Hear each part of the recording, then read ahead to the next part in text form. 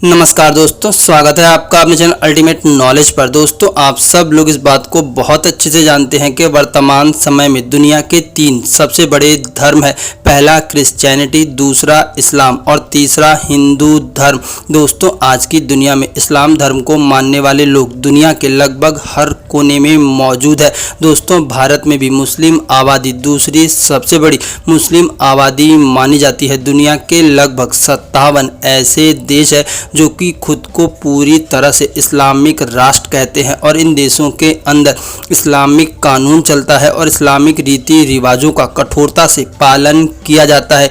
दोस्तों, आप सब लोगों ने देखा होगा कि अक्सर इस्लाम धर्म के मानने वाले लोग इस बात को कहते हैं कि इस्लाम धर्म दुनिया में शांति और अमन का पैगाम देता है, दुनिया में हर किसी को मोहब्बत करना सिखाता है। लेकिन क्या आप लोग इस बात को जानते हैं कि सचमुच इस्लाम धर्म दुनिया के अंदर शांति का संदेश देता है या फिर इसके पीछे कोई चाल है? चलिए जानते हैं कि आखिरकार इस्लाम धर्म की वास्तविकता क्या है। और इसके लिए सबसे पहले अपने पड़ोसी देश पाकिस्तान चलते हैं। दोस्तों, आप सब लोगों ने इस चीज़ को अक्सर आए दिन टीवी न्यूज़ में देखा होगा कि किस प्रकार से पाकिस्तान के अंदर अहमदिया मुसलमानों के ऊपर जुल्म किए जाते हैं, किस प्रकार से पाकिस्तान के अंदर अहमदिया मुसलमानों की मस्जिदों को तोड़ा जाता है और साथ ही साथ उन्हें उनके घर से निकाला जाता है। पाकिस्तान एक इस्लामिक राष्ट्र है, लेकिन इसके बावजूद भी पाकिस्तान के अंदर ही अहमदिया मुसलमानों के ऊपर कई तरह के जुल्म किए जाते हैं। दोस्तों, आप सब लोग इस बात को भी बहुत अच्छे से जानते होंगे कि इस्लाम धर्म के अंदर शिया और सुन्नी का विवाद बहुत पुराना है।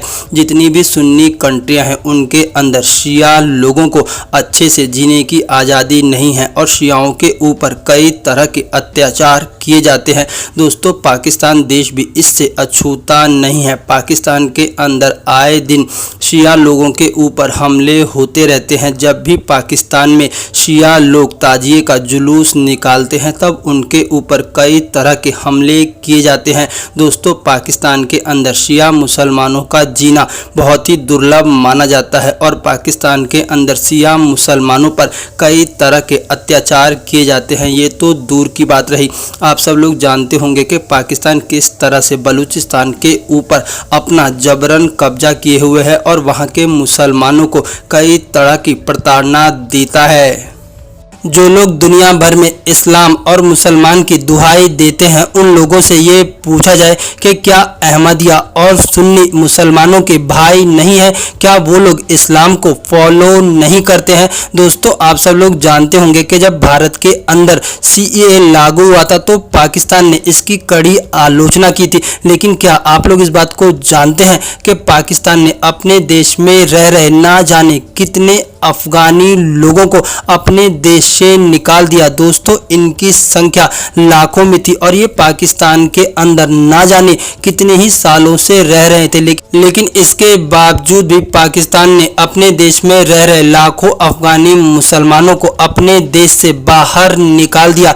दोस्तों, यहीं पर इस्लामिक राष्ट्र का दोगलापन दिखता है। एक्चुअली में ये कहते कुछ और है, करते कुछ और है। और सबसे बड़े आश्चर्य की बात है कि दुनिया का कोई भी मुसलमान इसके बारे में कुछ भी नहीं बोलता। छोड़िए, अब आगे बढ़ते हैं और अफगानिस्तान चलते हैं। दोस्तों, आप सब लोग इस बात को अच्छे से जानते हैं कि वर्तमान समय में अफगानिस्तान के अंदर तालिबान का शासन है। लेकिन जब अफगानिस्तान के अंदर तालिबान का शासन आ रहा था और पूरे अफगानिस्तान के अंदर निजामे मुस्तफ़ा आ रहा था, तब अफगानिस्तान के मुसलमान ही अपनी जान बचाने के लिए प्लेन की पंखुड़ियों पर लटक के भाग रहे थे। अब मुझे जरा ये बता दो कि जब इस्लामिक शासन इतना अच्छा होता है, जब निजामे मुस्तफ़ा इतना अच्छा होता है, तो आखिरकार अफगानिस्तान के मुसलमानों को अपनी जान बचाने के लिए प्लेन की पंखुड़ियों पर लटक करके क्यों भागना पड़ा? दोस्तों, जब अफगानिस्तान के अंदर तालिबान का शासन आ रहा था,